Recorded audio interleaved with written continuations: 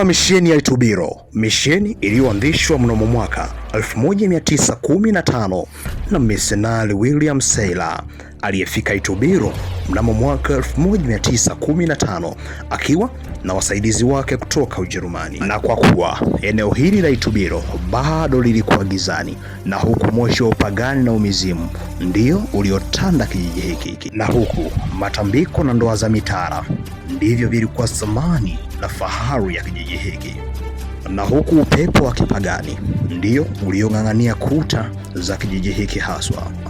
Na ujio wa misionari miaka hiyo uliibua maswali ya kifikra juu ya utamaduni wa watu hawa, na kwa kuwa kusudi la Mungu lilitakiwa kutimizwa hapa Itubiro, kwa muda mfupi mzozo wa uanzishwaji wa utamaduni mpya wa Kristo ulipotea ghafla.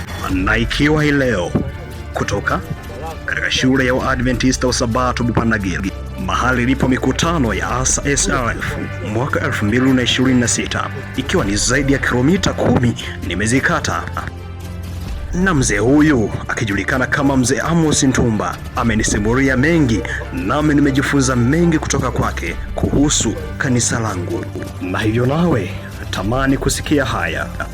Mahali nilipokaa hapa, hili lilikuwa ni mti likubwa ambalo limeanza kuozaoza. Kulikuwa na limti lingine ambalo lilikuwa kama hili. Sasa missionary alikuwa na sehemu hiyo kwenye hili limti lilochongoka. Kwa hiyo alikuwa akipigwa na upepo wa usiku, lakini alivumilia, akafanya kazi ya Mungu bila kulalamika chochote. Huyu Seyler alifanya kazi ya Mungu kwa nguvu zote bila kujali. Na pamoja na kuwa shetani alihitaji kujiinua dhidi ya kazi ya Mungu iliyoanzishwa na misionari hapa Itubiro, lakini bado hakufanikiwa. Na pamoja na pingamizi za watu mbalimbali ambazo zilionekana katika kijiji hiki, watu waliopinga kazi ya misionari huyu Seyler alifika na kuanza kukata vichaka na kupanda milimani kwa ajili ya kukusanya mawe. Watu walimhoji, lakini bado aliendelea. Na pamoja na sintofahamu hiyo ya watu ama wakazi wa eneo hili la Itubiro, lakini bado kazi ya Mungu iliendelea mbele, na upagani na umizimu mara moja vilianza kufifia na kupotea kama mshale wa mwindaji.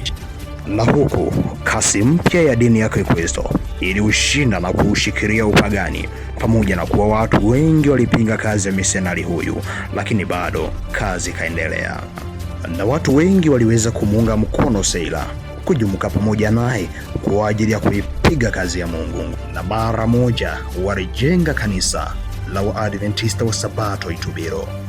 Na kutokana na kazi ya Mungu hapa Itubiro kuendelea, washiriki pamoja na Seyler walijenga shule kwa ajili ya kuendeshea misheni hii, ili kusudi kuandaa vijana mbalimbali kupata wasomi ambao wataweza kutumika ndani ya kanisa kama wanataaluma, lakini pia walimu pamoja na wachungaji. Na shule hiyo ya msingi Itubiro mpaka leo imedumu, na pamoja kuwa ilitaifishwa na serikali ya Jamhuri ya Muungano wa Tanzania, lakini bado kazi yake ya misionari inaonekana. Bado matunda tunayasoma na tunayaona, na hakika kwa eneo hili ni la kimisionari, kwani kazi ya Mungu iliyofanyika mahali hapa bado inasomwa ndani ya kanisa langu. Na pamoja na kazi hiyo, bado kuna viashiria mbalimbali ambavyo vinatuonesha kuwa kazi ya Mungu mahali hapa haikufanywa kwa ulegevu wowote, kama Biblia inavyosema, usifanye kazi ya Mungu kwa mikono milegevu. Nyumba zijenga Seyler bado mpaka leo zimedumu, matunda yake bado tunayaona. Na Kristo huu tunapaswa kuchunguza, kutafakari na kusoma, ili kusudi nasi tupate mwanya na kufanya kazi ya Mungu, na hatimaye tukashuhudiwa kuwa ni washindi wa dunia. Na tukiachana na habari za misionari huyu kufanya kazi hiyo na kuendeleza, lakini bado kazi ya Mungu haikufa pale Itubiro. Bado mstari wa ushindi unasoma, kwani mpaka sasa Itubiro inayo washiriki zaidi ya 100, na washiriki hao wameweza kujenga kisima cha ubatizo kinachogharimu takribani ya milioni 5. Na sio kwamba wao ndio wana fedha, bali ni kujitoa kwa kazi ya Mungu. Kwa chochote ambacho kunacho, hicho chafaa kwa ajili ya utume. Angalia Seyler aliondoka nyumbani bila chochote, lakini je, matunda aliyoyafanya, matunda aliyoyapata kutokana na kufanya kazi, bado tunayasoma, bado tunayakumbuka. Je, mimi nimefanya nini shambani mwa Bwana mpaka sasa? Tafakari na kisha chukua hatua. Msimulizi ni Baraka Musa.